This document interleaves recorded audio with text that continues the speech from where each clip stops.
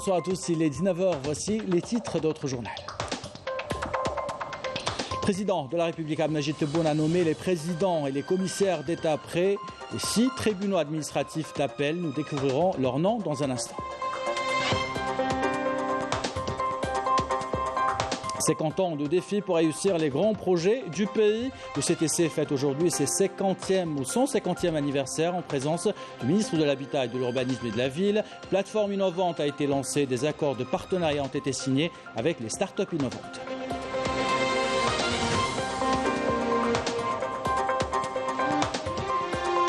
Les participants au 10e congrès de l'Union de la jeunesse de Sariyat al-Hamra et Oued el-Dahab ont fait le déplacement des 4 coins du monde pour soutenir la cause sahraoui. Le président sahraoui Brahim Ghali a appelé, ou plutôt a rappelé la détermination de son peuple et a rendu hommage aux militantes et militants des droits de l'homme.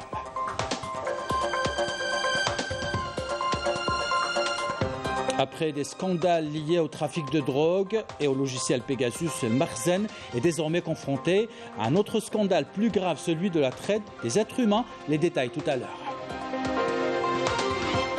Enfin, du beach tennis, une discipline qui séduit de plus en plus d'Algériens, surtout en cette période estivale. Walid Yousfi nous emmène à Ain Taïa tout à l'heure assister à un tournoi qui a réuni 23 équipes de plusieurs catégories. Voilà pour les titres. Bienvenue à tous. Conformément à la Constitution, notamment ses articles 91, alinéas 7, 92 et 165, le président de la République Abdelmajid Tebboune a nommé les présidents et commissaires d'État près les tribunaux administratifs d'appel. Concernant les présidents des tribunaux administratifs d'appel, il s'agit de Abdallah Ziani à Béchar, Abdelkader Hamdan à Tamarrasset, Saliha plutôt à Ouak à Alger, Kamel Halissi à Constantine, Nourdine Amran à Ouergla, Abdelrahim Ben Hamida à Oran. Concernant les commissaires d'État près les mêmes tribunaux, il s'agit de Mustafa Abdi à Béchar, Mohamed Lamine Sebahi à Tamanrasset, Mohamed Ben Lakhdar Ben Abdallah à Alger, Abdel Wahab Bounab à Constantine et Saïd Chicha à Ouergla. Dans une réunion urgente du Parlement arabe, l'Algérie, à travers une lettre de Salah Goudjil, lue en son nom par Saad Arous, président du groupe du tiers présidentiel, a rappelé la position inchangée de notre pays envers la cause arabe. L'Algérie rappelle également son soutien indéfectible au peuple palestinien. Le président du groupe du tiers présidentiel a rappelé l'engagement du président de la République Abdelmajid Tebboune à soutenir l'indépendance de la Palestine avec El-Quds comme capitale, en appelant les Nations Unies à condamner les attaques de l'entité sioniste contre le peuple palestinien. Le président du Conseil de la Nation a appelé à travers son message à resserrer les rangs des pays arabes et à créer les conditions du dialogue entre les frères palestiniens. Il a exhorté la communauté internationale à assumer ses responsabilités envers la cause sahraoui. Dans le cadre de la poursuite de l'opération de recrutement externe lancée par le ministère des Affaires étrangères, conformément aux instructions du président de la République Abdelmajid Tebboune, un concours de recrutement a été ouvert au profit de 25 000 candidats. Il s'agit là de la plus importante opération de recrutement lancée par le ministère des Affaires étrangères, visant à renforcer l'appareil diplomatique et afin de garantir le principe d'égalité des chances pour tous. Ce recrutement a touché les membres de la communauté nationale établie à l'étranger et les candidats du sud du pays, tout en assurant toutes les facilitations au niveau des centres de Ouergla et 4 autres centres régionaux à travers le pays. À cette occasion, le ministre des Affaires étrangères et de la communauté nationale à l'étranger, Ramdan Lamamra, a donné des instructions pour le strict respect de la réglementation. Je vous propose de l'écouter. مرارا وتكرارا على لسان سيد رئيس الجمهورية وكرر وزير الخارجية هذا في أكثر من مكان. Le président de la République et moi-même avons réitéré à maintes reprises qu'il n'y a pas de médiation pour résoudre la question de la rupture des relations de l'Algérie avec le Maroc. C'est une question qui ne tolère aucune médiation, ni aujourd'hui ni demain. D'ailleurs, à ce sujet, la position de l'Algérie est claire car la rupture des relations est survenue pour de fortes raisons. La responsabilité est portée par la partie qui a fait que les relations soient arrivées à ce niveau-là. Elle en porte d'ailleurs l'entière responsabilité. الطرف الذي أوصل العلاقات إلى هذا المستوى السيء ويتحمل المسؤولية كاملة غير منقوصة. Voilà pour cette déclaration du ministre des Affaires étrangères et de la communauté nationale à l'étranger, Ramtan Lamamra. À Tunis et en marge de sa participation au congrès général de l'Organisation arabe de l'éducation, la culture et les sciences, le ministre de l'Éducation nationale a évoqué avec son homologue tunisien les moyens de renforcer la coopération bilatérale. Un accord de coopération a été signé entre Alger et Tunis dans le domaine de l'éducation pour les 3 prochaines années.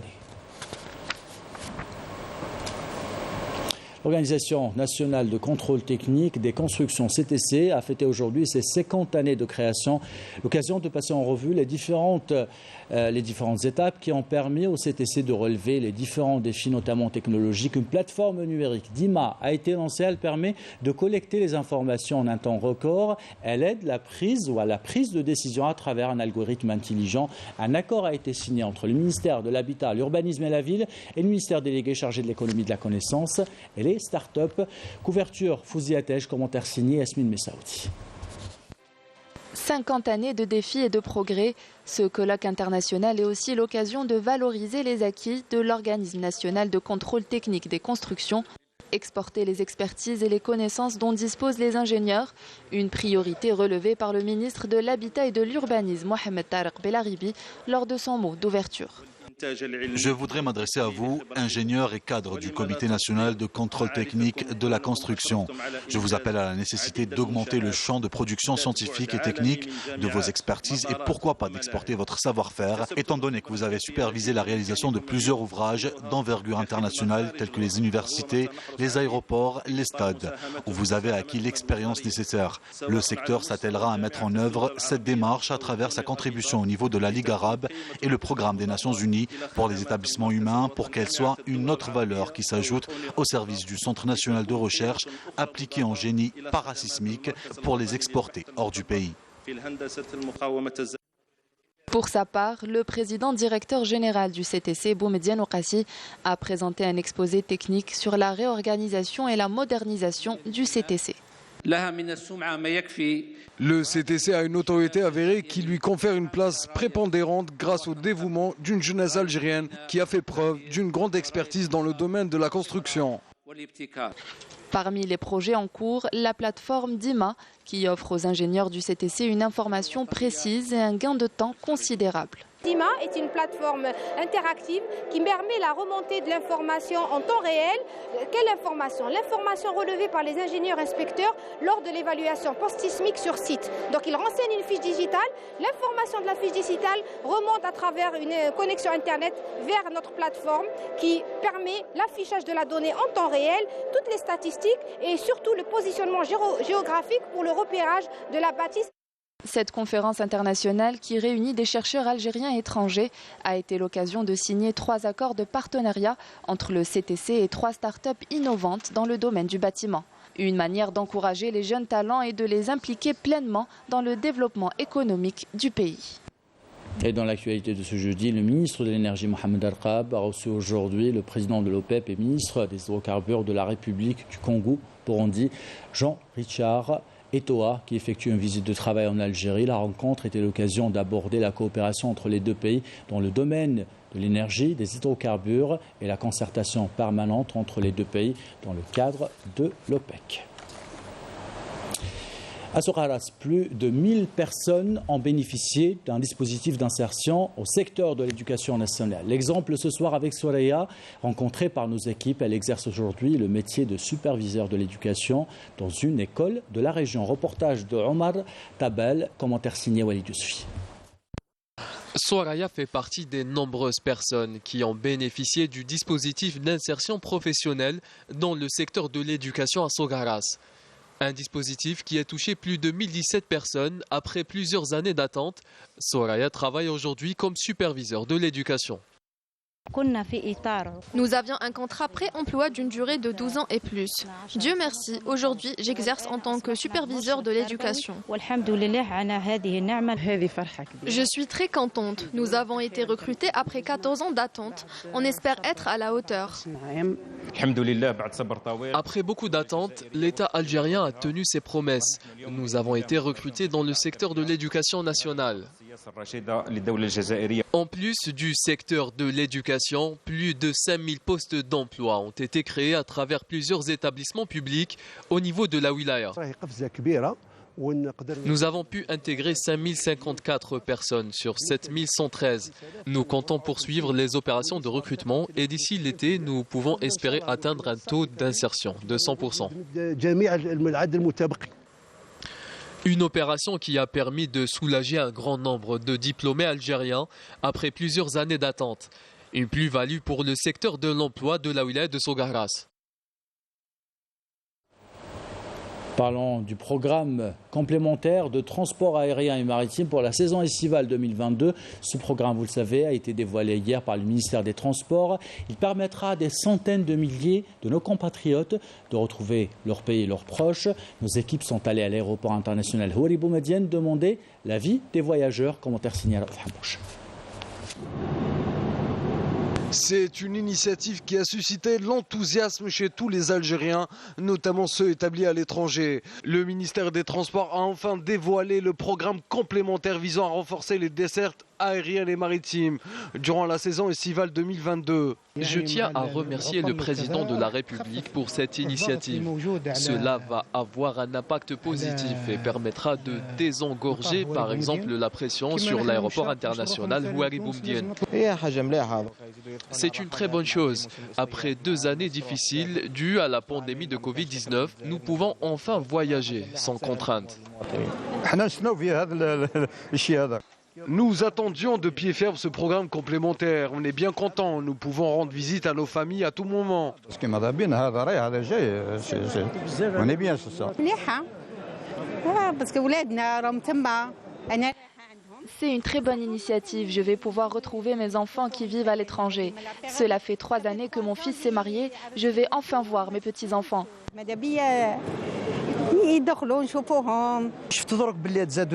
Il y aura 7 vols par semaine Béjaïa-Orly-Béjaïa. C'est très bien. Ce programme complémentaire prévoit l'ajout des vols sur le réseau africain, la région Maghreb arabe et Moyen-Orient. Ajouté à cela, l'Europe et l'Amérique du Nord, en l'occurrence le Canada. Beaucoup d'Algériens n'ont pas pu passer leurs vacances au pays depuis plus de 2 ans à cause de la pandémie. Ils pourront donc enfin profiter cet été des nouveaux vols et dessertes maritimes programmées. Dans l'actualité internationale, poursuivre le combat jusqu'à l'indépendance. Les participants au 10e congrès de l'Union de la jeunesse de Sariyat al-Hamra et Oued al-Dahab ont fait le déplacement des 4 coins du monde pour soutenir la cause sahraoui. Le président de la République arabe sahraoui démocratique, Brahim Ghali, a rendu hommage aux militantes et militants des droits de l'homme sahraoui. Couverture Omar Tawagin, commentaire signé Amal Bouakba. Vive le Front populaire pour la libération de Sariyat al-Hamra et Oued al-Dahab. Vive la République sahraoui. Vive l'armée populaire de libération sahraoui et vive la jeunesse sahraoui.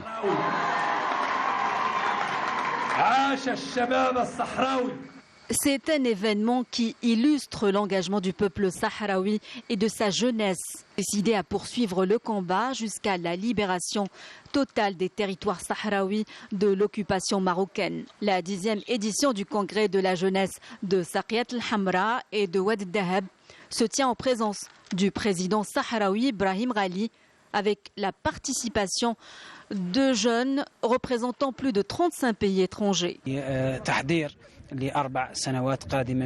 Ce congrès constitue une étape préparatoire pour déterminer la stratégie de notre organisation pour les 4 prochaines années. Nous sommes prêts à consentir davantage de sacrifices pour le parachèvement des institutions de la République sahraoui.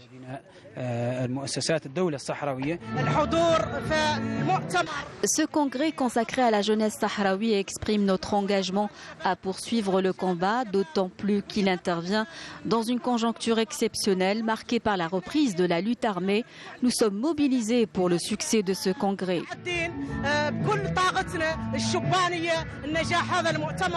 Nous sommes conscients qu'il faut poursuivre le combat jusqu'au recouvrement de l'indépendance pour tous les territoires sahraouis occupés. 150 participants et jeunes, épris de justice et de liberté, sont venus apporter des messages de solidarité et de soutien au peuple sahraoui. Je suis très content d'assister à cet événement et très heureux de l'accueil qui nous a été réservé. Nous sommes vraiment très émus, c'est la première fois que je suis ici et je pense que ce n'est pas la dernière.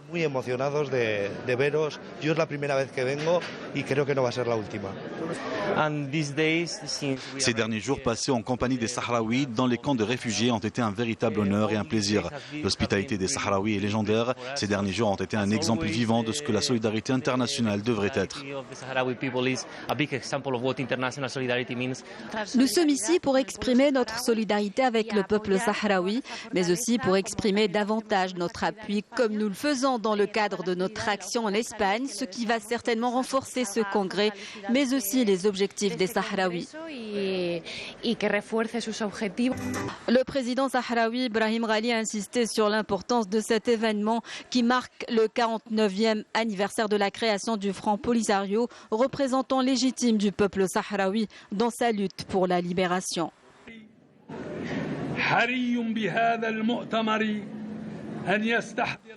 Ce congrès coïncide avec le 49e anniversaire du déclenchement de la lutte armée et représente une date historique qui met en avant le combat du peuple sahraoui et ses sacrifices, ses principes et ses engagements profonds pour arracher son indépendance. Cette commémoration intervient dans un contexte marqué par l'escalade de la violence de l'occupant marocain, les agressions et les pratiques répressives, ciblant des civils en usant d'armes sophistiquées. L'occupant mène des plans sinistres à visée expansionniste visant la déstabilisation de toute la région et menaçant la sécurité et la paix sur le plan régional et international. Brahim Ghali s'est dit fier des acquis obtenus dans divers domaines et salué la solidarité internationale, appelant l'ensemble des Sahraouis à unir leurs rangs pour faire face aux défis et arracher le droit à l'autodétermination conformément aux résolutions des Nations Unies. Et toujours dans le dossier sahraoui, l'envoyé spécial chargé de la question du Sahara occidental et des pays du Maghreb, Ammar Bellani, a déconstruit l'argumentaire fallacieux du Maroc sur la situation dans les camps de réfugiés sahraouis, affirmant que le Makhzen a été encore une fois pris en flagrant délit d'escroquerie diplomatique. Les déclarations de certains ministres des Affaires étrangères ont été sciemment falsifiées. Bellani a précisé que le communiqué conjoint publié à l'issue d'une réunion consacrée exclusivement à la relation bilatérale entre le Maroc et l'Union européenne ne contient pas un seul mot sur le Sahara occidental, mais cela n'a pas empêché cette délégation de relayer via l'agence de presse marocaine des éléments obsolètes tirés de la propagande éculée de la diplomatie marocaine. Et au Maroc, le peuple marocain vit une situation d'injustice sociale. Vous le savez, on en parle depuis plusieurs mois maintenant. Cette situation est accentuée par une normalisation avec l'entité sioniste au nom du peuple marocain. À tout cela s'ajoute un scandale de traite des êtres humains. Les détails avec Yannis Saïd Barkassem. Rien ne semble arrêter le régime du Makhzen après le trafic de drogue. C'est un autre phénomène qui prend de l'ampleur ces dernières années, la traite des humains. Un phénomène illustré par ces milliers de migrants africains qui ont débarqué de l'Afrique subsaharienne, retenus par l'armée du Makhzen derrière le mur de la honte qui sépare le territoire du Sahara occidental. Ces derniers, qui avaient payé une somme de 3 000 € dans l'espoir d'atteindre l'Europe, se sont retrouvés asservis à l'armée du Makhzen. Le Maroc n'a pas également hésité à envoyer ses enfants mourir l'an dernier plus de 10 000 migrants à destination des enclaves espagnoles de Ceuta et Melilla en vue de contraindre le chef du gouvernement espagnol à rallier sa cause de légitimer la colonisation des territoires sahraouis en violation des droits internationaux et des résolutions de l'ONU, favorable à la tenue d'un référendum d'autodétermination du peuple sahraoui. Fidèle à ses positions et principes de novembre 54 et ses valeurs de soutien au peuple opprimé, l'Algérie a rapatrié des dizaines de réfugiés syriens à titre humanitaire le 2 juin 2017. L'Algérie s'oppose fermement aux propositions des anciens colonisateurs, préférant adopter une approche globale basée sur le développement socio-économique des sociétés des régions subsahariennes touchées par la sécheresse, la famine et la maladie. Tout comme le sommet sur l'immigration, Marrakech vient d'accueillir le sommet sur la lutte contre le terrorisme, un sommet controversé consacré à l'organisation terroriste Daesh, utilisée par le Marzen contre la Rasd, reconnu par des centaines de pays et membres fondateurs de l'organisation d'Union africaine, pas étonnant d'un régime qui avait soutenu et financé les terroristes pour déstabiliser l'Algérie. Retour en Algérie, l'été pointe déjà le bout de son nez avec ses températures caniculaires. Vous êtes davantage au bord des plages et certains d'entre vous ont déjà sorti leur raquette de beach tennis. Et cela tombe bien car la discipline a, semble-t-il, le vent en poupe. Une compétition s'est tenue hier à Ain Taïa. Elle a rassemblé pas moins de 23 équipes, toutes catégories confondues. Walid Yousfi était sur place, reportage.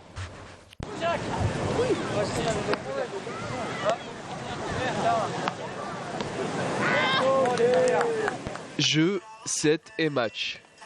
C'est la fin de cette première phase de poule pour les qualificatifs du circuit national de beach tennis, une compétition organisée par une association sportive de Ain Taïa qui rassemble une quarantaine de sportifs autour de la même passion. Déjà, c'est très positif déjà que ça soit reconnu déjà en Algérie. Nous, ça fait plus d'1 an qu'on a été un petit groupe à lancer le beach tennis en Algérie. Et puis là, c'est en train de prendre forme et on est très content par rapport à ça. Tout à fait. Tout à fait, on est très passionnés par ce jeu. La plupart d'entre nous sommes d'anciens joueurs pro en tennis, reconvertis en beach tennis. C'est ouvert à tout âge en fait. Pour participer, il faut d'abord être affilié à un club et avoir une licence, joueur de beach tennis. Voilà. Donc là, c'est les circuits nationaux que nous lançons, histoire un peu de mettre sur rail la pratique du beach tennis sur le territoire national. Essayer un peu de sortir par la suite avec une équipe nationale qui pourra éventuellement représenter l'Algérie aux compétitions internationales.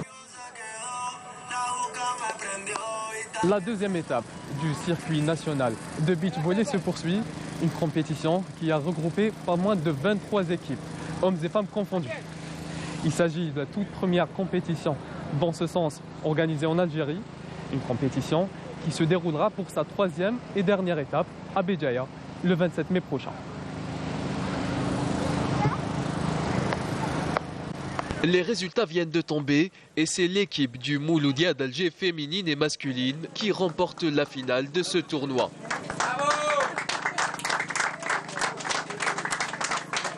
C'était super. Comme on a joué déjà une étape à Mostar la semaine passée, la première étape du circuit national, donc on a fait le double mix.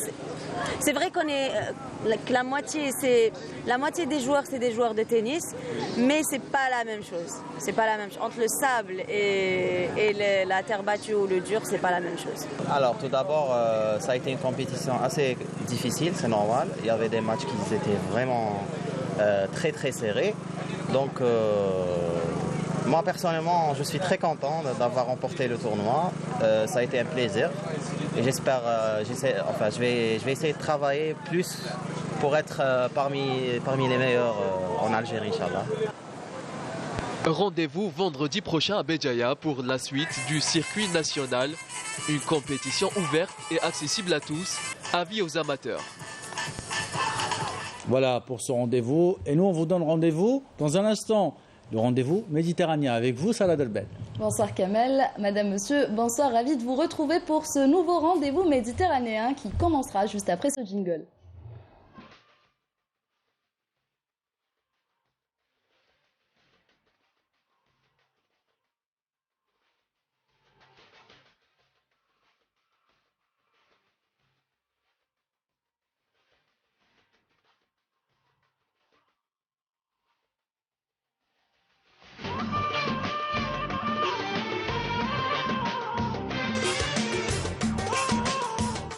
Salutations sportives, bienvenue à votre journal méditerranéen et on commence avec la Petite Reine et la première étape du Tour d'Algérie qui s'est disputée entre Chefa et Blida avec la participation de 126 athlètes dont 98 Algériens. Et c'est Mohamed Amin Nehri qui a survolé la course contre la montre de 7,5 km. Sid Ahmed Bouraïeb nous raconte cette première journée. On regarde.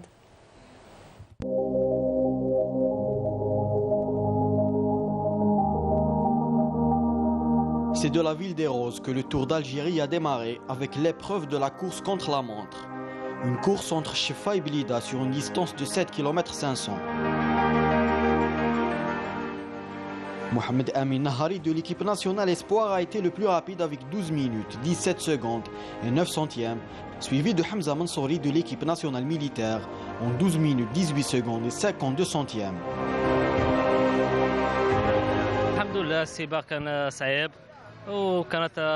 La course était difficile, il faisait chaud, le parcours était un peu compliqué, mais j'ai réussi à l'emporter.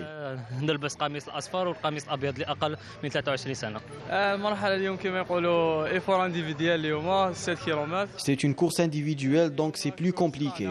Il a fait très chaud, mais ma volonté de monter sur le podium était plus forte.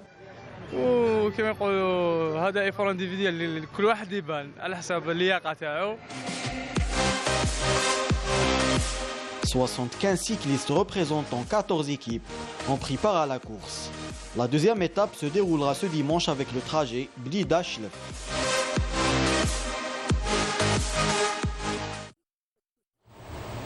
Et comme on vous a habitué, on vous propose un zoom sur la Fédération algérienne de volleyball. Nous allons revenir sur son historique, son palmarès et sa préparation pour la plus grande compétition du bassin méditerranéen. Sid Ahmed Bouraïeb s'est déplacé pour revenir avec ce reportage.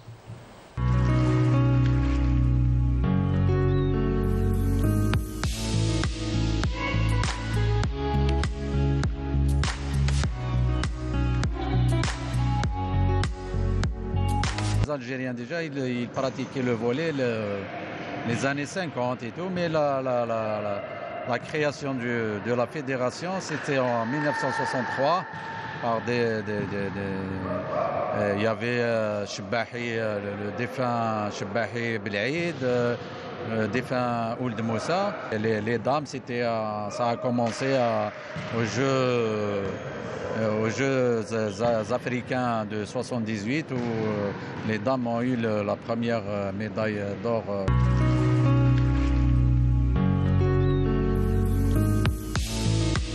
En senior homme, on a gagné la première Coupe d'Afrique des Nations en 91 avec les entraîneurs Chapran et M. Zerdoumi. Pour les seniors dames, donc on a gagné le championnat d'Afrique, le premier titre en 2009.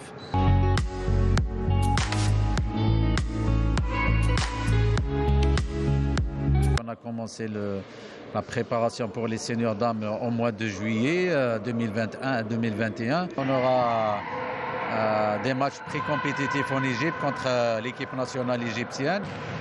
Après les seniors hommes vont s'envoler à la Grèce avec un stage aussi pré-compétitif contre l'équipe nationale grecque. Les filles et les garçons sont impatientes de renouer avec la compétition officielle. Nous, ça se joue ici chez nous à Oran, donc on va faire le maximum. C'est un énorme honneur pour nous, le fait de recevoir quelques pays du bassin méditerranéen. Déjà aussi, on a l'avantage que peut-être nos familles et nos proches seront à côté de nous et de représenter l'Algérie, de faire connaître la beauté de l'Algérie, le volleyball algérien. Et on va essayer de faire le maximum pour pouvoir affronter cette compétition. C'est une double joie parce qu'on va jouer la compétition chez nous, on est chez nous, on a la faveur du public. L'Algérie, c'est notre pays, on connaît un petit peu les conditions climatiques où on pourra jouer. Il y a le lieu aussi qui est fantastique. Oran, c'est une très très belle ville, c'est une ville touristique. Notre pays d'ailleurs, c'est un pays touristique. Il y a cette joie aussi de reprendre un petit peu avec la compétition internationale. Les pays du bassin méditerranéen, ils figurent parmi les meilleures nations au monde dans le volleyball. On va jouer nos chances à fond, on n'a pas peur, on est là. Autre discipline, le karaté-do. La sélection algérienne dames et messieurs poursuit sa préparation pour les Jeux méditerranéens d'Oran et ambitionne d'arracher des médailles lors de cette prestigieuse manifestation sportive. Plus de détails avec Sami Achicho. C'est les dernières consignes du coach égyptien Mohamed Abdelrajal pour les athlètes de l'équipe nationale de karaté en pleine préparation des Jeux méditerranéens Oran 2022.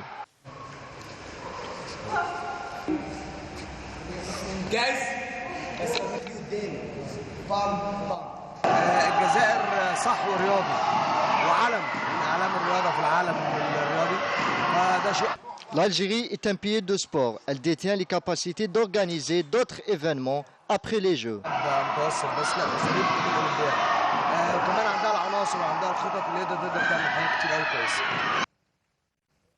Au fil des mois, le rythme des entraînements a été élevé. L'Algérie compte sur cette discipline pour engranger des médailles. De leur côté, les éléments du coach Ahmed Abdelrajal lancent une course contre la montre pour donner le meilleur dans cette préparation et honorer le drapeau national. On se prépare pour les Jeux méditerranéens d'Oran. On a fait 2 stages, un en Égypte et l'autre en Jordanie. On a aussi participé à un tournoi au Portugal. On a pu améliorer notre classement mondial. On fera tout pour honorer le drapeau national.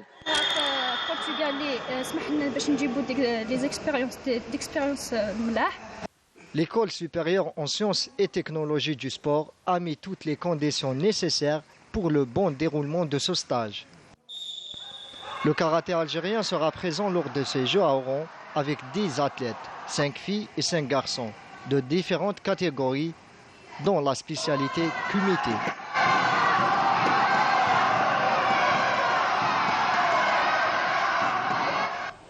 Et à présent, on replonge dans l'une des meilleures participations algériennes dans des Jeux méditerranéens, celle de 2013 en Turquie, puisque l'Algérie avait réussi à décrocher un total de 26 médailles, dont 9 en or. Retour à cette époque avec ce clip préparé par Mortar Hamani.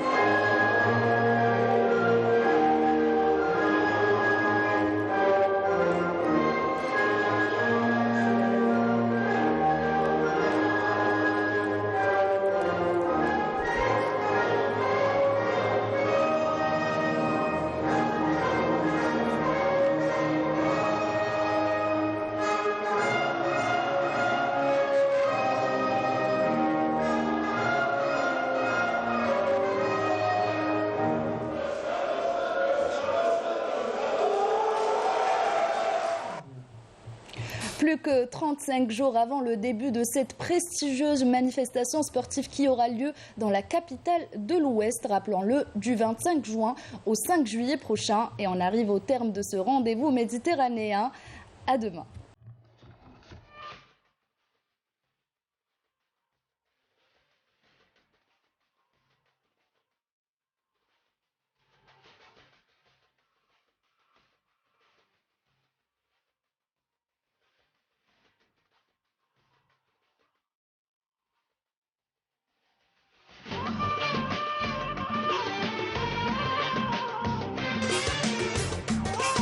Et ainsi va l'actualité. C'est la fin de ce journal. L'équipe de la rédaction qui l'a préparé, l'équipe technique qui l'a réalisé. Vous remercie de l'avoir suivi. Merci pour votre fidélité. Belle soirée. Merci Sarah.